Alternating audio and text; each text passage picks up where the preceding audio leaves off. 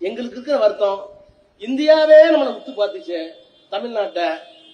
இந்த தமிழ்நாடு இப்படி ஆயிடுச்சு. நாடாளுமன்றத்துக்கு போனா நம்மளை எப்படி பார்ப்பாங்க? ஒரு அறிவாளிகிட்ட தோத்தா பரவாயில்ல, அரசியல் ஆளுமுறை வாழ்த்து பார்த்தா பரவாயில்ல, ஒரு புத்திசாலிகிட்ட பார்த்தா பரவாயில்ல, ஒரு கொள்கையாளர்கிட்ட பார்த்தா பரவாயில்ல, உள்ளபடியா ஒரு மாற்றத்தை விரும்பினால் பரவாயில்ல. நான் எல்லா இடத்துலயும் சொல்லுவேன், எங்க தாத்தா தீண்டாமைக்காம ஏழ்மைக்காம இலங்கைக்கு ஓடினார். எங்க அப்பா ஆங்கிலம் படிச்சார், அங்கிருந்து பொருளிட்டு வந்தார், சொத்து வாங்கினார். நான் 8வது பிள்ளை. எங்க வீட்டுல எல்லாம் ஐஏஎஸ் ஐபிஎஸ் ஐபிஎல் எல்லாம் வந்துட்டாங்க, முனிசிபல் கமிஷனர், டாக்டர், இன்ஜினியர் எல்லாம். 8வது பையனே திராவிட முன்னேற்றத்தால், கலைஞரால், பெரியாரால், அண்ணாவால், அம்பேத்கரால் ஒன்றிய அமைச்சர் ஆயிட்டார். என் பொண்ணு லண்டன்ல படிக்குது. அந்த பொண்ணு ஜாதியில என்ன தெரியும், நீ போய் சொல்லி பாரு அந்த மாட்டேன், நீ எஸ்சின்னு புஷ்னு ஓடும். தாத்தா ஓடினார், அப்பா கொஞ்சம் மாற்றம். அப்பா வந்தார், பெரிய முன்னேற்றம். ராஜாவுக்கு பின்னால் புரட்சிகர மாற்றம், என்னுடைய மகள் மயூரி.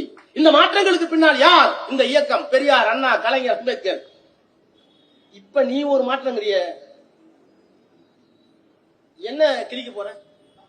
மாற்றம் நீங்க என்ன கிழிக்க போறீங்கன்னு கேட்டேன். பேசி பேசி வளர்ந்த தமிழ்நாட்டு அரசியலில் பேசாத ஒரு ஆள் முதலமைச்சர். அப்படியே பேசினாலும் எங்க பேசணுமோ அங்க பேச மாட்டேங்கிறார். வெளியே வந்த கைகால் இப்படி போகுது. சட்டசபைக்கு போனா